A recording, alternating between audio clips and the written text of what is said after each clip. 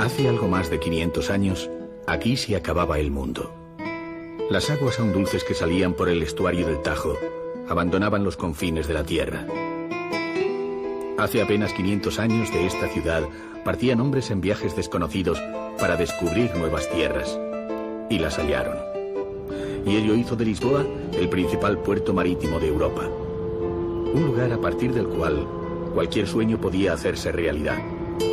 Esto contribuyó a dotar a sus gentes de un carácter especial. Nostálgicos, melancólicos, sensibles, idealistas. De entonces acá, muchas cosas han cambiado y otras han permanecido. La vida agitada de las grandes capitales no ha contagiado en exceso a Lisboa. Ha sabido conciliar las prisas actuales con la calma apacible de la ciudad que se sabe original, luminosa, transitable y dispuesta para la contemplación. El viajero que la visita se percata inmediatamente de ello. Como también se informa de que el suceso que más la transformó ocurrió el día de Todos los Santos de 1755. Fue un brutal terremoto que asoló casas, calles, monumentos. Y fue el pragmático marqués de Pombal, ministro del rey José I, el que trazó un nuevo orden urbanístico. En perfectas cuadrículas neoclásicas, la Baixa, así llaman a la zona baja del centro, la constituyen calles rectas, estaban destinadas a los gremios y profesiones y enlazan las grandes plazas. Que no sean demasiado largas, es decir, a la medida humana, permite recorrerlas con facilidad. Por aquí pasan personajes anónimos, personajes que sueñan, que se sueñan, como Bernardo Soares.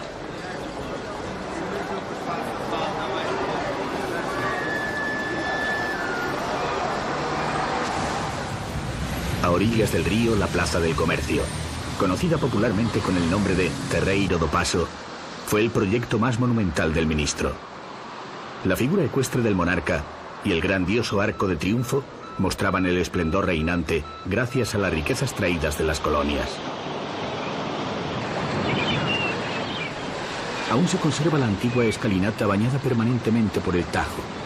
Acceso majestuoso a la antesala de Lisboa, tal vez quiera recordarnos el destino indisoluble de agua y tierra de Portugal.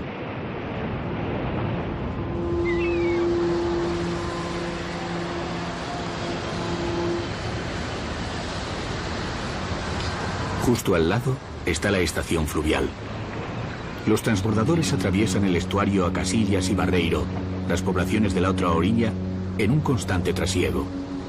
El puente colgante, uno de los más grandes del mundo, construido a principios de los 70, no ha impedido esta forma de pasar el río. El centro vital de la ciudad es el Rocío.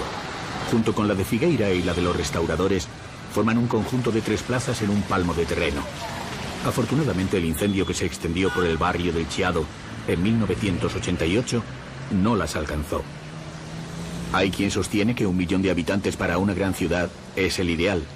Bien, pues esto se cumple con Lisboa.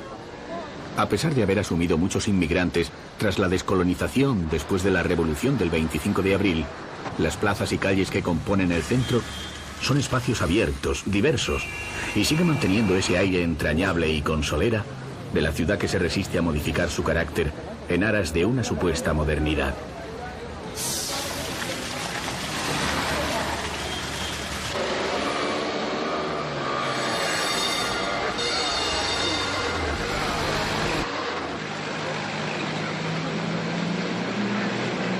Por suerte para el viajero o ciudadano, aún se puede disfrutar de los viejos tranvías, seguros, ecológicos, tranquilos. Recorrer en ellos las empinadas calles supone una ayuda para el viandante. Y además la velocidad deja contemplar el paisaje urbano.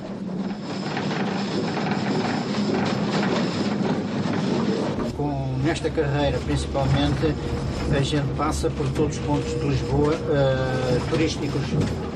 El conductor asegura que el trayecto que hace su tranvía es el mejor para ver la ciudad. De São Vicente a los Jardines de Estrela, cruzando la Baixa por la Rúa da Conceição.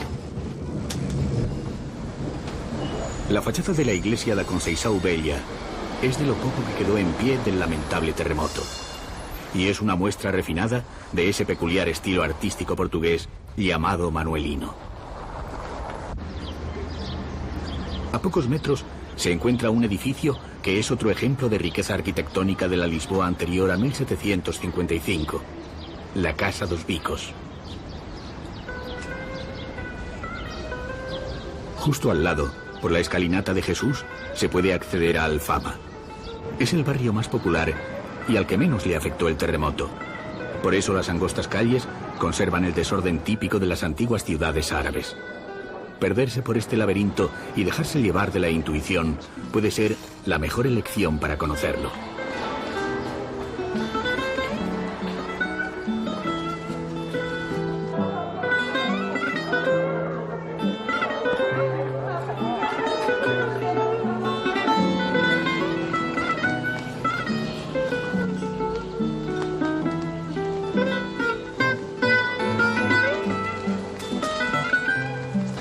Si se recorre en dirección ascendente, es posible toparse con la Sé, la catedral románica fundada en 1150 para conmemorar la reconquista de la ciudad a los moros.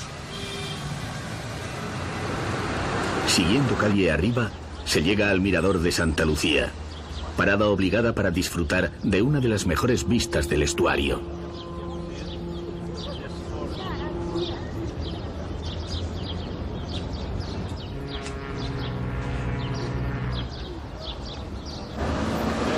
Los martes y sábados por la mañana, en el campo de Santa Clara, se instala la Feira da Ladra.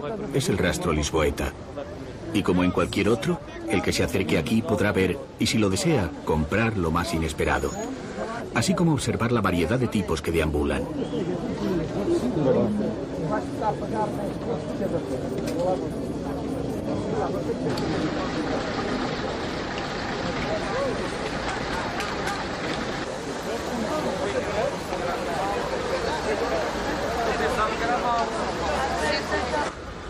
Volviendo sobre nuestros pasos y subiendo a la parte más alta de la ciudad, se llega al castillo de San Jorge.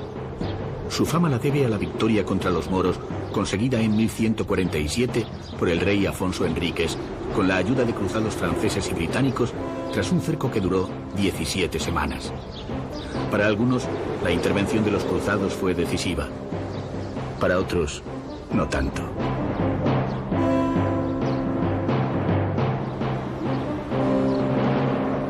A 95 metros de altura, la perspectiva de la ciudad es formidable. Se ve perfectamente el elevador de Santa Justa. Construido por Eiffel, este ascensor comunica la Baixa con el barrio alto.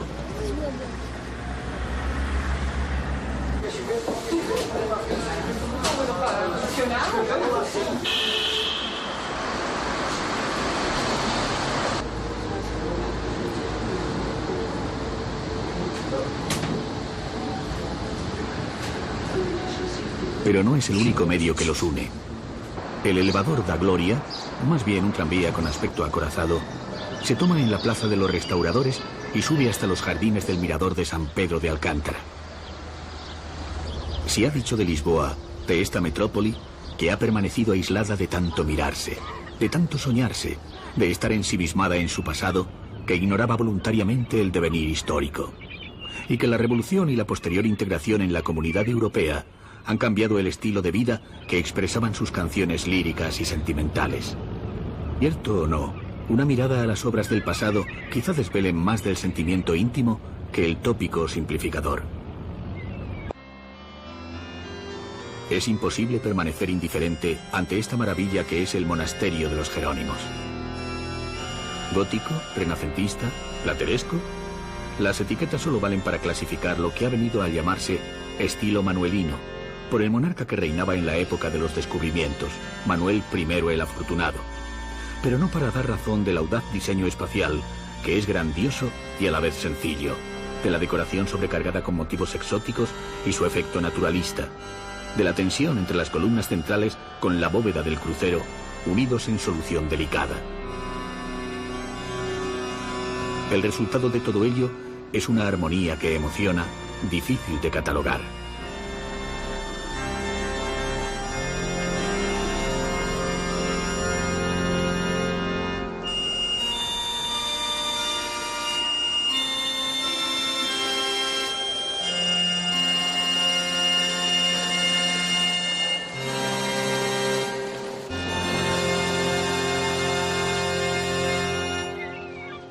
Hay cosas en cualquier ciudad que si desaparecieran no se resentiría. Pero hay otras sin las cuales la ciudad ya no sería la que es. Esto le ocurriría a Lisboa si le faltara la Torre de Belém. Por algo se yergue vigilante día y noche a los pies del Tajo.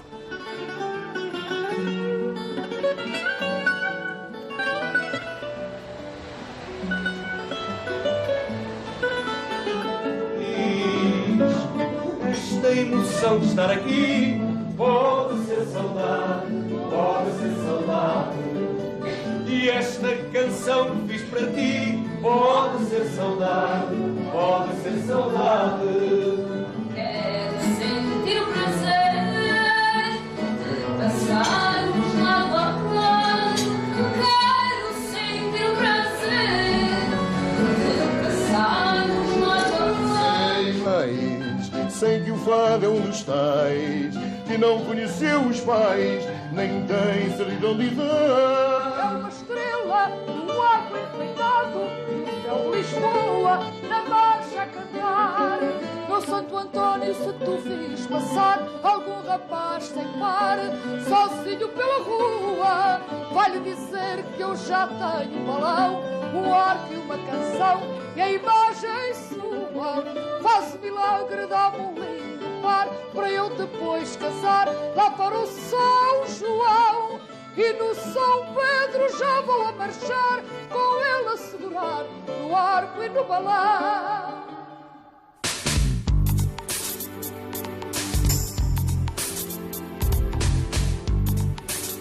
A 50 kilómetros al sur de Lisboa se encuentra el tercer puerto más importante de Portugal, Setúbal.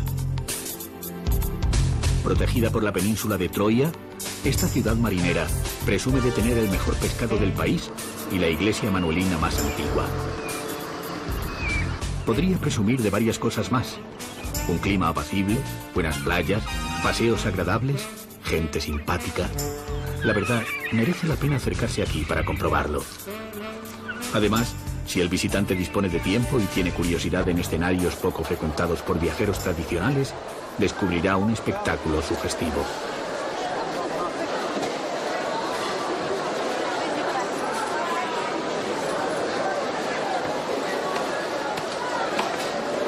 Este é melhor que o de Lisboa. En Lisboa a caldeirada no es como a nosa cá, en Setúbal. María lleva 40 años trabajando en el mercado y le gusta.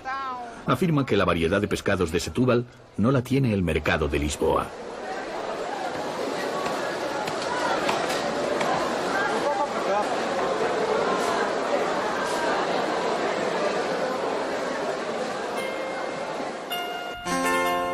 Esta es la iglesia de Jesús, la primera manifestación de estilo manuelino debido al arquitecto Diego de Boitaca a principios del siglo XVI.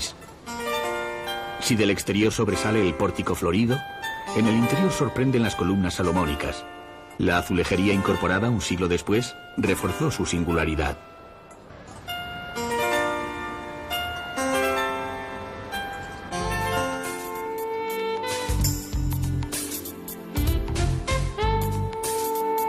En las proximidades de Lisboa hay unos cuantos lugares y edificaciones que por unas razones u otras el viajero no debería perderse.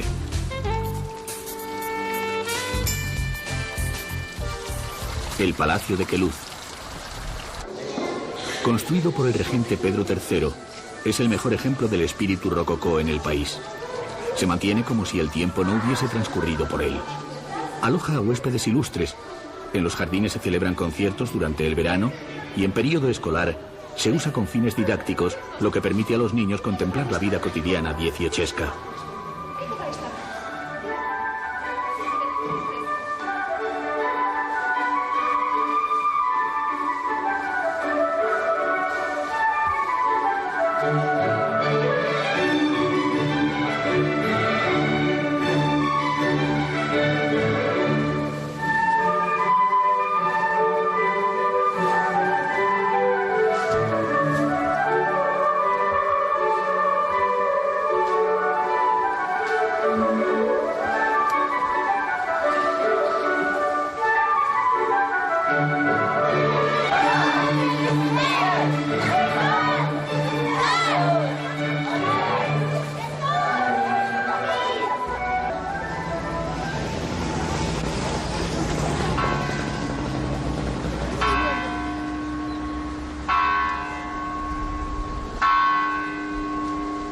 Salir a ver el mundo y no pasar por Sintra es ir ciego, decía un proverbio español. Y Lord Byron, el sagaz observador, lo describió así. El pueblo quizá más encantador de Europa en todos sus aspectos, pues contiene bellezas de todas clases, naturales y artificiales.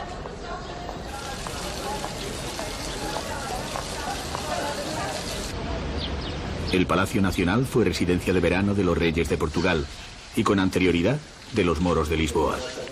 Hasta finales del siglo pasado ha servido para ese fin, por lo que después de tan distintos personajes y tantas centurias, los añadidos han dado una mezcla de estilos de lo más variado: gótico, manuelino, elementos decorativos árabes, y el recorrido por el anecdotario también es de una diversidad interminable. Baste como ejemplo el artesonado decorado con cisnes que mandó hacer Juan I para satirizar a las mujeres. Sin embargo, y a pesar de todo, la sucesión de los años le han dado cierta serenidad, cierto empaque.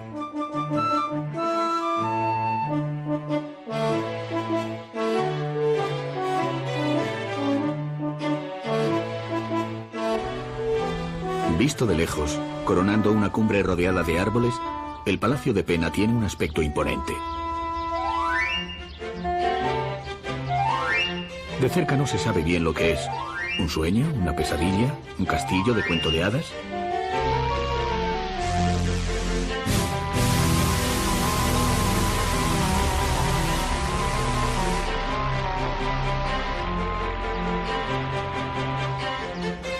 En 1840, el esposo de la reina María II, Fernando de Sajonia-Coburgo-Gotha, se trajo de Alemania al barón Schwege para que le construyera esta fantasía. Y no solo lo hizo el arquitecto, sino que además se inmortalizó entre el paisaje. Según parece, la realeza disponía de tiempo para divertirse a mediados del pasado siglo.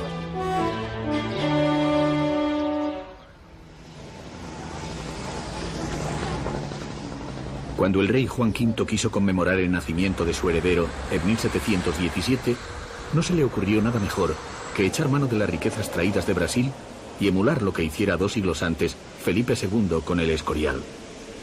Construyó el grandioso monasterio Palacio de Mafra.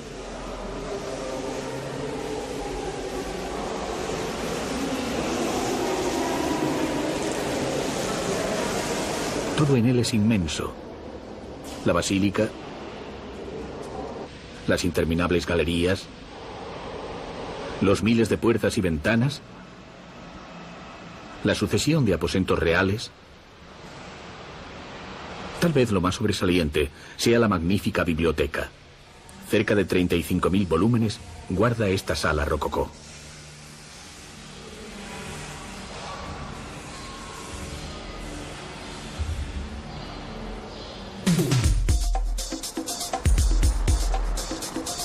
En ausencia de la monarquía, otra clase de palacios se han construido en el siglo XX, y probablemente más divertidos.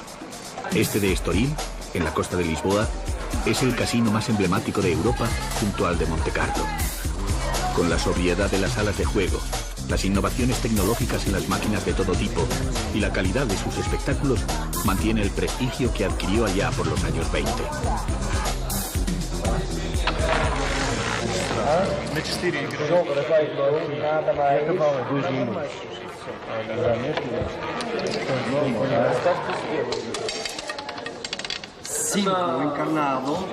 Concluir aquí una jornada larga y variada por los alrededores de la capital puede ser gratificante, o cuanto menos excitante.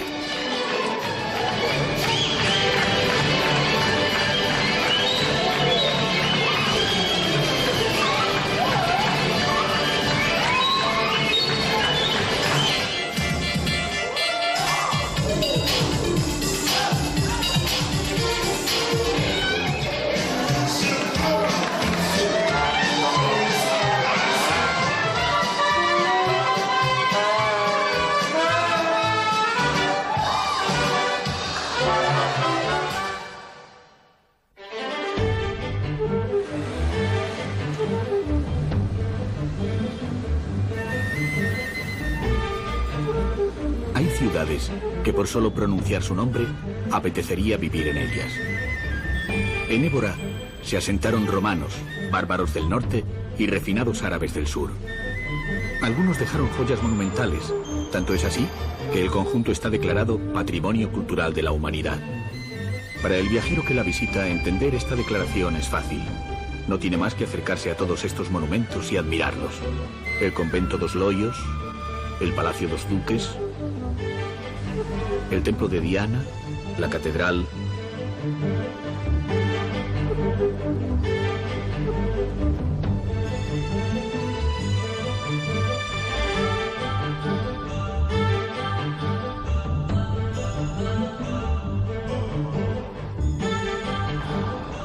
Pero lo que realmente aprecia, con ser mucho lo anterior, es la serenidad de sus gentes, la sensación de placidez que se les ve, como si estuvieran deleitándose del entorno histórico que les rodea, como si fueran sabedores del instante que perciben.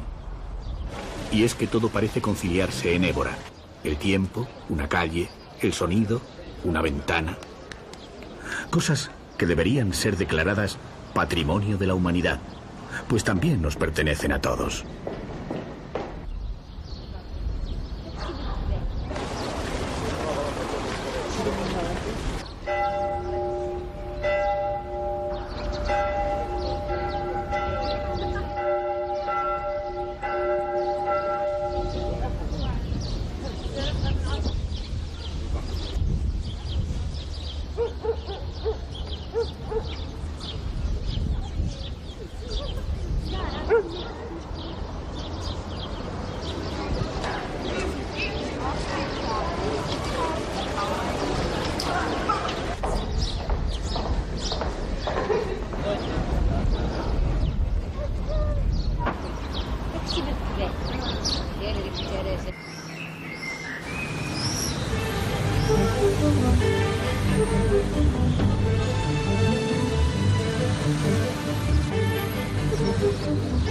Lo que no sabían los antiguos era que las murallas servían para algo más que para proteger la ciudad del acoso guerrero. Los enemigos de hoy no han podido con las de Óbidos. Pequeña población totalmente abrazada por los muros, se ha salvado de la especulación manteniendo intactas sus casas y sus calles. Lo único que ha sufrido cambios, y en este caso para bien, ha sido el castillo. Ahora es una de las más bellas pousadas que salpican el país, lo que prestigia la hospedería y enseñorea al huésped.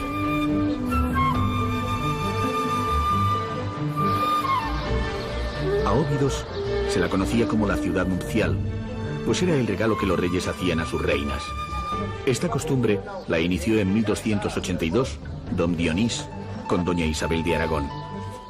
Otra de las agraciadas fue otra Isabel en el siglo XV, que lo tomó más como un regalo de los Reyes Magos que como de boda, pues se casó a la edad de 8 años con su primo Alfonso V, 2 años mayor que ella. La ceremonia se celebró aquí mismo, en la iglesia de Santa María.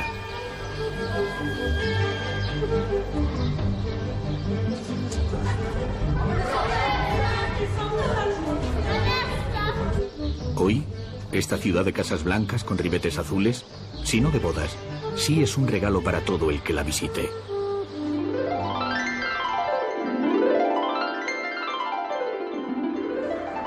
Algunos sucesos marcan hitos en la historia de un país. La batalla de Aljubarrota lo significó para Portugal. El nuevo rey, que iniciaba la dinastía Avis, Juan I, derrotó al de Castilla en un enfrentamiento desigual. El número reducido de su ejército hizo que se encomendara a la Virgen María, prometiéndole una gran abadía si le concedía la victoria.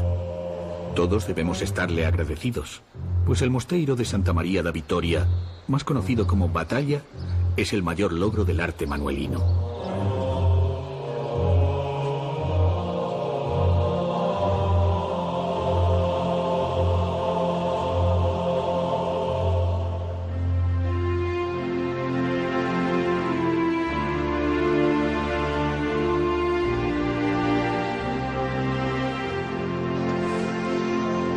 Lo que más asombra y se admira son las llamadas capillas imperfectas, que más son inconclusas. Su singularidad no tiene par. 7 capillas hexagonales rodean un espacio octogonal abierto al cielo.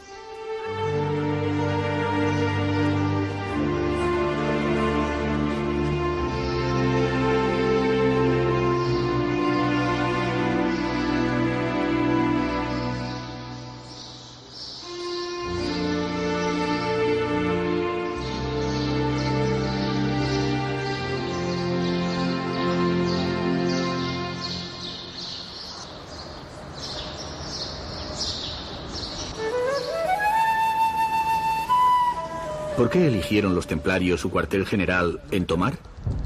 Probablemente esta respuesta no la hallará el viajero que se desplace hasta aquí. Como tampoco es posible que sepa por qué hay una sinagoga desde el siglo XIV en esta ciudad. Ni por qué se alza solitaria una iglesia renacentista a medio camino hacia el convento de la Orden de Cristo. Pero sí encontrará alguna cosa, si no explicable en su esencia, sí excepcional. En primer lugar, la puerta del convento.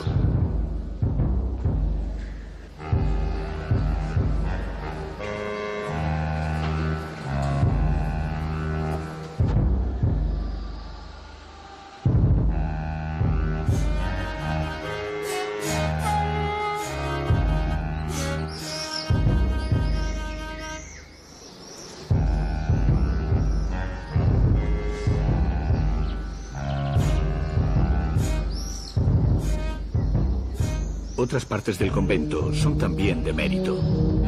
Sin embargo, la más extraordinaria es la gran ventana de la sala capitular. El derroche de motivos marinos se interpreta como un homenaje al imperio portugués. Pero no hay que fiarse. Los símbolos nunca son simples y casi siempre encierran alguna ambigüedad.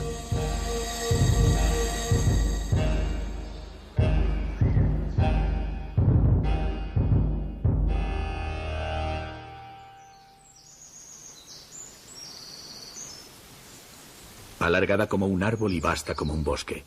Así es esta tierra. Cerca de Coimbra, a pocos kilómetros, se encuentra uno de los bosques más frondosos y variados de Portugal, Busaco. Los monjes carmelitas se establecieron aquí en el siglo XVII. Trajeron más de 700 clases de árboles de todo el mundo y crearon un Edén.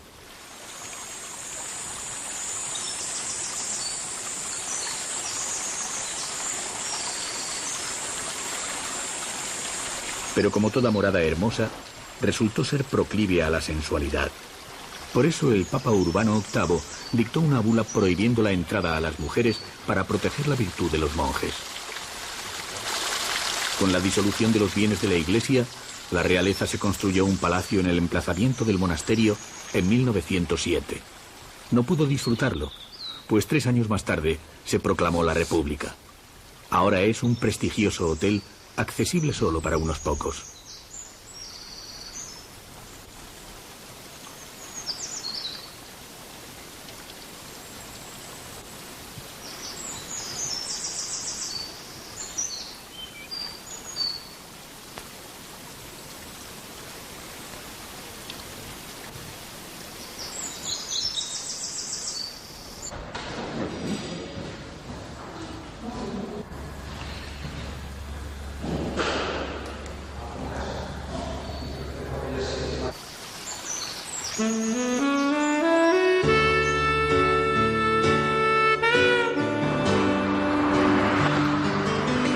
Cuando se ha oído hablar tanto de una ciudad desconocida, como sucede con Coimbra, siempre existe el temor de que decepcione. Y cuando el visitante está próximo a ella, pone en orden las referencias para confrontar después sus impresiones. Algunas veces los temores se cumplen, otras en cambio desaparecen en una suerte de feliz encuentro. Y aunque es bueno recopilar los datos que la caracterizan, Coimbra fue la capital del reino durante más de un siglo, allá por el año 1143. Fundó la famosa universidad en 1290. Posee un conjunto de iglesias, catedrales y otros monumentos interesantes. Lo mejor es callejear, ver y oír a sus gentes. Oh, Coimbra do Mondego e dos amores que eu lá tive. Oh, Coimbra do Mondego e dos amores que eu lá tive. Quem te não viu anda cego, quem te não ama não vive, quem te não vive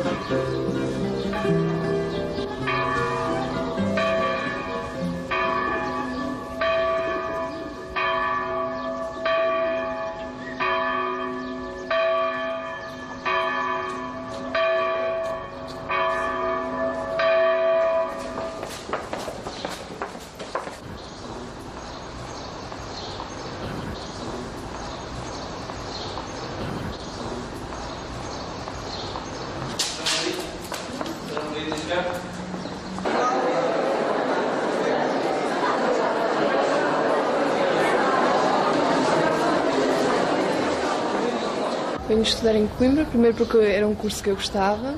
A Susana le gusta estar en Coimbra. Hace Derecho y considera un privilegio estudiar en esta universidad, ya que es una de las primeras de Europa. Uma das primeiras da Europa.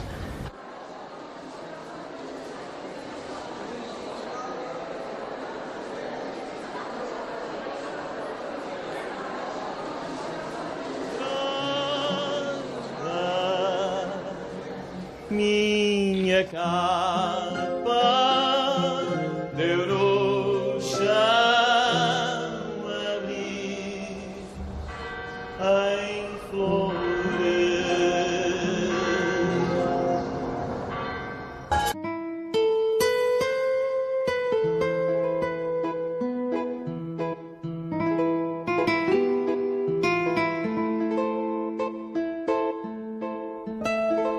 No se entiende bien el afán competitivo entre las grandes ciudades.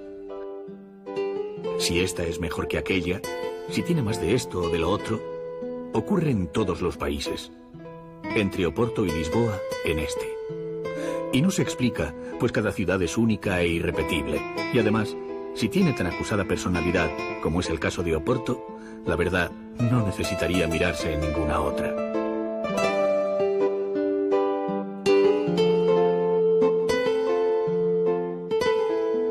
Para empezar, el sinuoso Duero que pasa firme, decidido en dirección al mar, caudaloso, en triunfo bajo los arcos de hierro. Río arriba, río abajo, el espectáculo que se contempla desde las embarcaciones usadas para tal fin es magnífico. El visitante, convertido en marinero de agua dulce, mira fascinado sus riberas, las casas escalonadas, los viejos y nuevos puentes. Todo ello pasa ante sus ojos en contrastada armonía.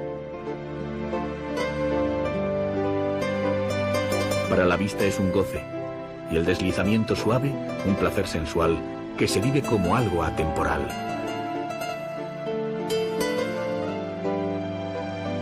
Resulta cortísimo. Al finalizar, uno se lamenta y dice, ¿ya? Claro que puede contentarse en tierra viendo amarradas las barcazas antiguas que transportaban en barriles el célebre vino de Oporto. Y después, saborearlo en una de las muchas bodegas que hay en la orilla Vilanova de Gaia.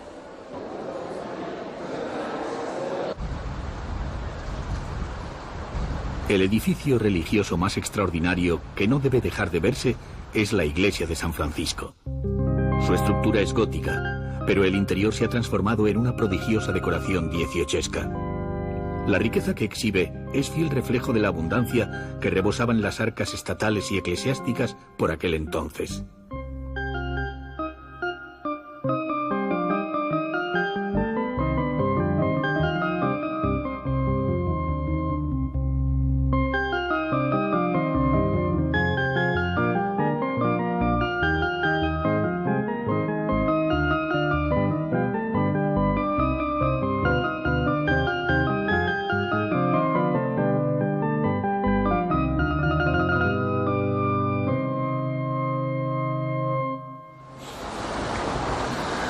Siempre se ha dicho que Oporto es la ciudad más rica e industrializada de Portugal, y que es debido al carácter netamente trabajador de sus habitantes. Ellos mismos dicen con socarronería que mientras Coimbra estudia, Braga reza, Lisboa se luce, Oporto trabaja. Sin embargo, y precisamente por eso, son por reacción el pueblo más lúdico. Y no solo lo manifiestan haciendo del juego de su equipo de fútbol una pasión arrebatada, sino que sus fiestas se distinguen del resto por el modo que las viven. Especialmente la del solsticio de verano, en que todo el mundo se lanza a la calle para golpearse unos a otros en una batalla simulada.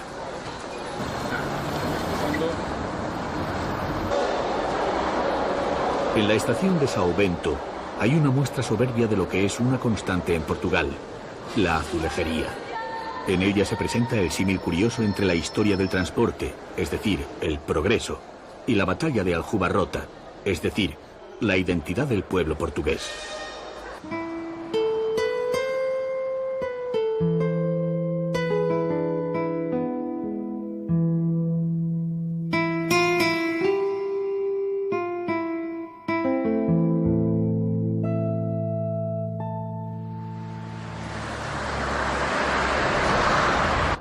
Guimaraes es la cuna de Portugal. Aquí, en el lugar donde nació el primer rey lusitano, Afonso Henriques, comenzó la reconquista a los moros en 1110. Un siglo después, los límites del país serían aproximadamente los actuales.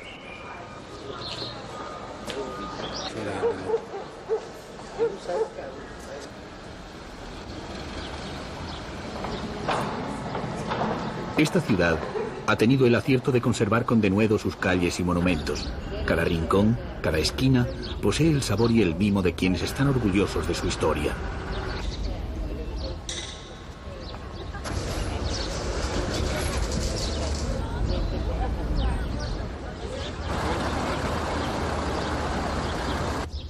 Santa María da Costa era el antiguo monasterio fundado por la esposa del rey, doña Mafalda, en cumplimiento de un voto hecho a Santa Mariña, patrona de las embarazadas. Se mantiene como en la época medieval, solo que ahora es una magnífica pousada y un verdadero lujo para el que se hospede. Si una de las cosas más gratas que llaman la atención es ver que el país es un vergel, al llegar a Miño la abundancia de prados, árboles y viñas se convierte en deleite para el viajero. É muito difícil descrever o Minho. Mas, pronto, quando se ouve falar em Minho... Para Isabel es muy difícil describir el Miño. Cuando se pregunta a cualquier portugués sobre el Miño, lo asocia a plantas, campos, ríos, con la naturaleza. A natureza. Este paisaje ha configurado seguramente el carácter apacible de sus habitantes. En gran medida de origen celta, predominan los cabellos rubios y ojos azules. Tiene fama la región de Miño de dar las mujeres más guapas de todo Portugal, como también de tener el mayor índice de religiosidad. En los alrededores de Braga se erige el santuario Bom Jesús do Monte. De todas partes acuden aquí peregrinos a lo largo del año, pero es durante la Semana Santa cuando se ven manifestaciones de auténtico fervor. Se dice de la región de Miño que es conservadora, entre otras cosas, porque no quiere cambiar su sistema de organización privada de centenares de minifundios. Sus propietarios prefieren ser ellos mismos quienes exploten y vendan sin intermediarios los productos propios. Esto lo llevan a efecto en uno de los más grandes mercados abiertos que existen en Europa, Barcelos. Los jueves, el campo da feira se abarrota de gente venida de todas partes. Cada día las feiras se celebran en una población de la región. Son tan importantes para el comercio interior que los nombres de los días de la semana en portugués se derivan de ellos. De aquí procede también el famoso gallo de Barcelos. Cuenta la leyenda que cuando el ave fue servida asada a cierto juez, se incorporó milagrosamente, probando así la inocencia de un peregrino al que había condenado a la horca. Se convirtió en símbolo nacional y las figuritas que lo representan se venden por todo el país.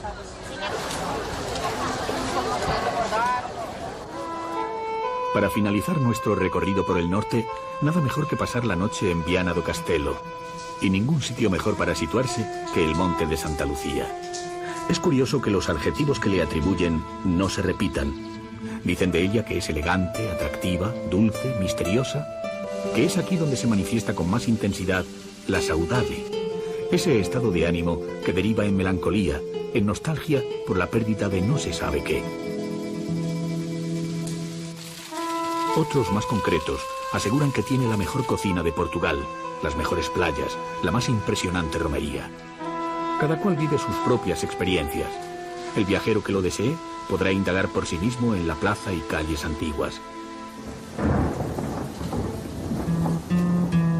Si no logra averiguarlo, ya sabe, habrá que volver a Viana.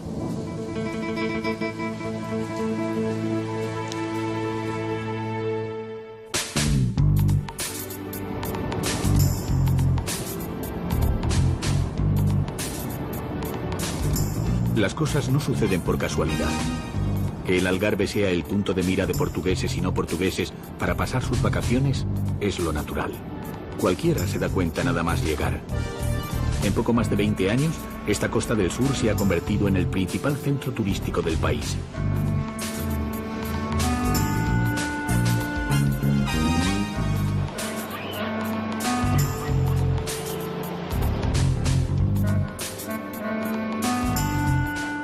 Si Faro era una pequeña y tranquila capital de provincia, Ahora es una bulliciosa ciudad abierta al comercio y llena de bares y restaurantes, pero no por eso ha perdido su encanto. Desde aquí, al este y al oeste, se extienden las playas de agua más templada de todo Portugal. Algunas de ellas, además, tienen unas características que las hacen doblemente atractivas.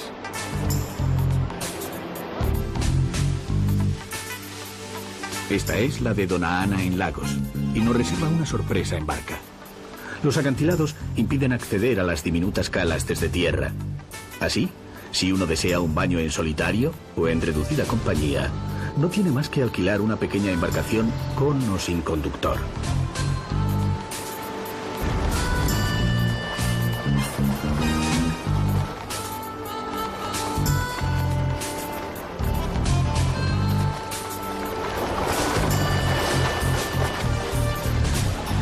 Lo que se percibe a lo largo de la costa, desde Vilarreal a Sagres, pasando por Tavira, Albufeira o Portimao, es la sensación de que todo está dispuesto para eso que llamamos ocio.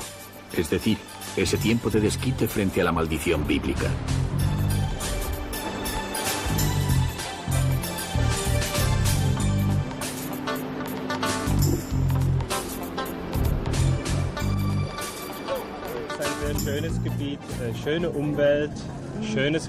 Estos jóvenes venidos del norte están de acuerdo.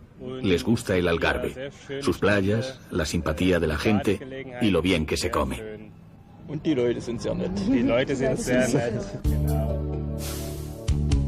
Hay más campos de golf en el Algarve por metro cuadrado de césped que en Inglaterra, por poner un ejemplo. Casi todos los grandes hoteles disponen de uno, y la verdad, viéndoles jugar, dan ganas de pisar esa alfombra.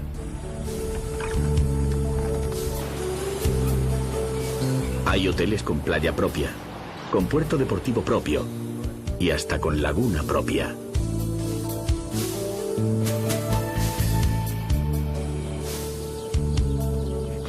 Desde luego, si al viajero le flaquean las fuerzas en su deambular por esos mundos de Dios, este es un lugar para rehacerse.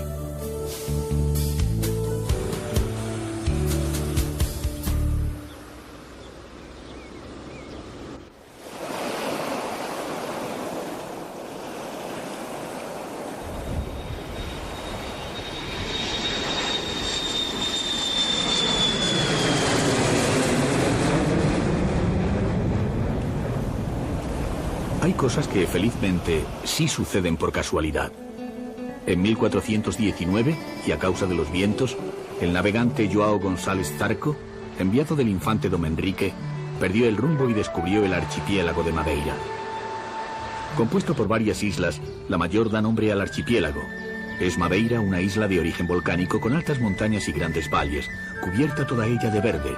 Su ubicación y el clima suave permiten el cultivo de frutas tropicales.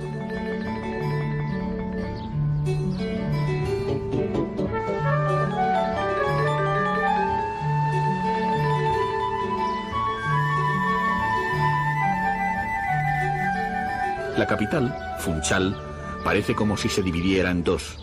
Una con edificios modernos para dar albergue a los que vienen a disfrutar de unos días y otra con sabor colonial para disfrute de todos.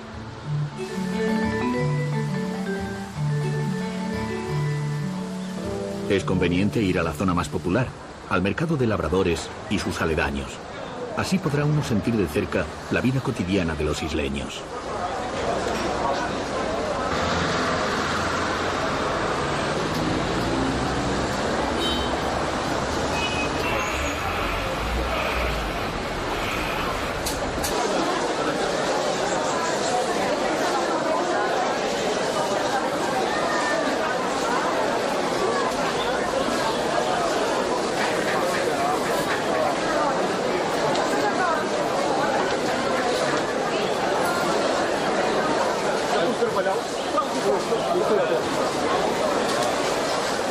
Otro sitio muy concurrido es el santuario de Nosa Señora do Monte, en la parte alta de la ciudad.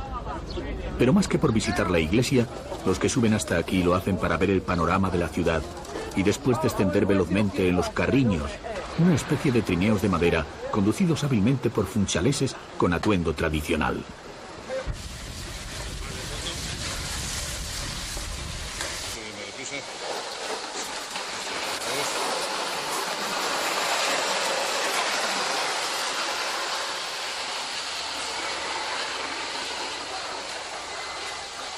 Ya 405 años que trabajar. Albert lleva 5 años en esto. A la gente le gusta tanto el carriño que son 150 hombres trabajando. Si se desea conocer bien la isla, hay que recorrerla con calma. La carretera atraviesa grandes desniveles por montañas, desfiladeros y valles. A cada paso hay que hacer un alto, pues surgen constantemente miradores con vistas que nadie quiere perderse. Podrá así comprobar que el paisaje, desde la lejanía, además de estar salpicado por infinidad de diminutas casas, tiene el terreno aprovechado al máximo por los cultivos. La agricultura es, junto con el turismo, el principal recurso de la isla.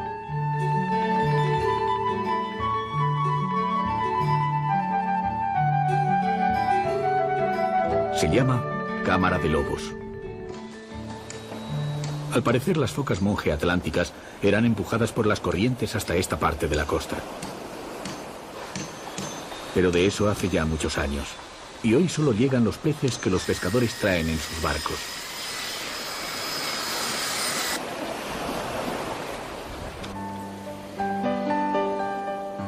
A veces la naturaleza se apiada de los hombres compensándolos.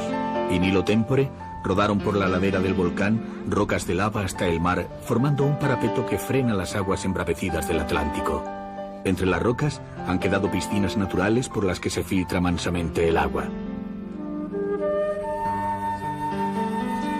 A falta de playas, en Porto Moniz han sabido aprovechar esta circunstancia para añadir artificialmente otras más.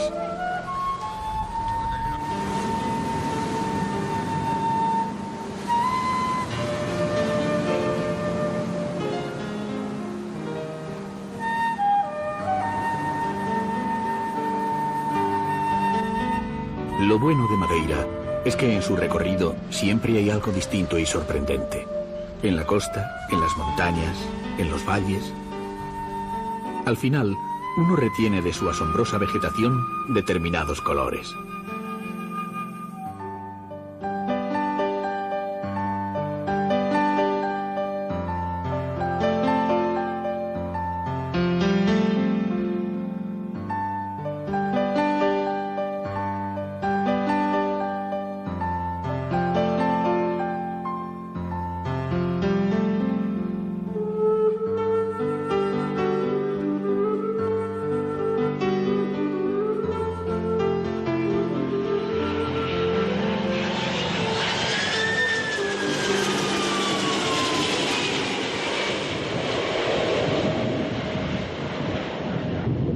Si nos hubiese tocado vivir hace muchísimos años, no habríamos tenido la suerte de conocer las pequeñas porciones de tierra que existen a medio camino entre Europa y Norteamérica. Salidas del mar en diferentes épocas de actividad volcánica, el archipiélago de las Azores lo constituyen 9 islas, que fueron descubiertas hará aproximadamente 500 años. La mayor de ellas es São Miguel y su capital Ponta Delgada. En un gesto simbólico, las portas da cidade dan la bienvenida al visitante. En cuanto se han atravesado, se tiene la sensación de estar en un mundo aparte. Si la amabilidad hacia el foráneo es exquisita en todo Portugal, en esta isla es la moneda de cambio.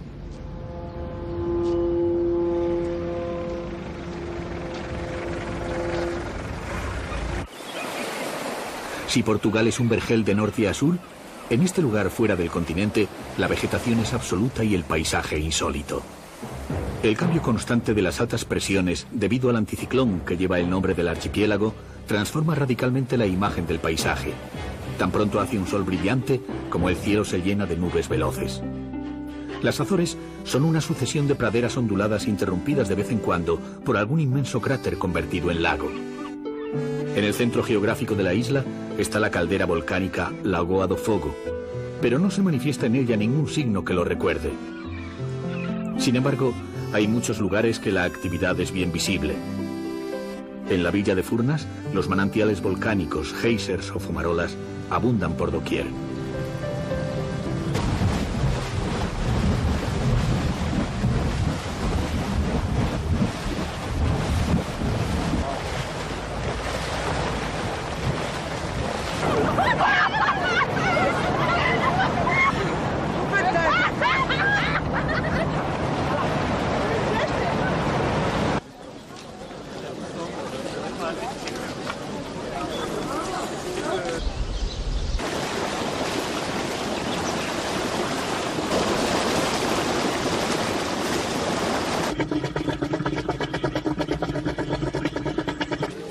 A orillas del lago hay otra zona de caldeiras en permanente ebullición. Los lugareños la han convertido en cocina al aire libre. Cuando extraen su guiso preferido, el cocido, siempre hay expectación.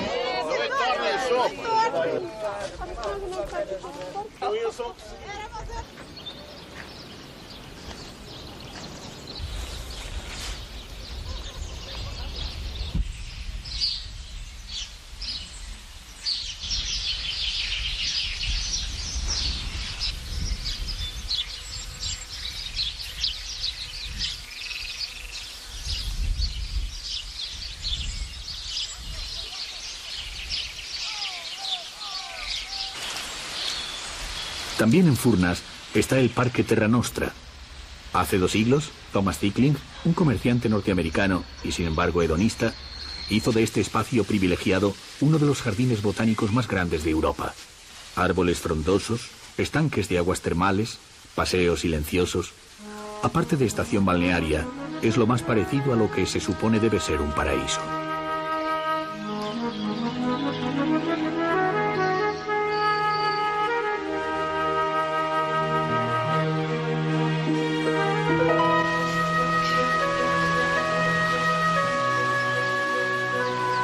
Pero no es el único paraíso. Hay otros silvestres donde la mano del hombre solo ha puesto un parapeto para proporcionar baños de agua caliente.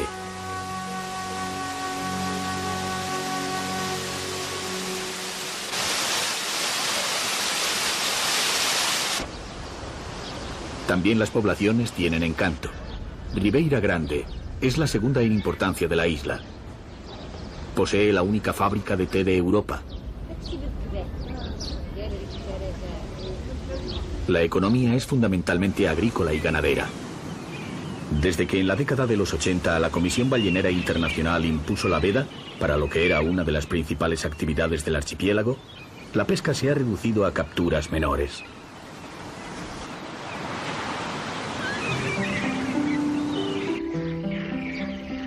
Resulta inconcebible que en tiempos de Salazar a los desterrados los enviaran a las Azores. Seguro que el dictador no conocía las islas. Para el viajero, situarse en lo alto del lago 7 ciudades es todo un sueño.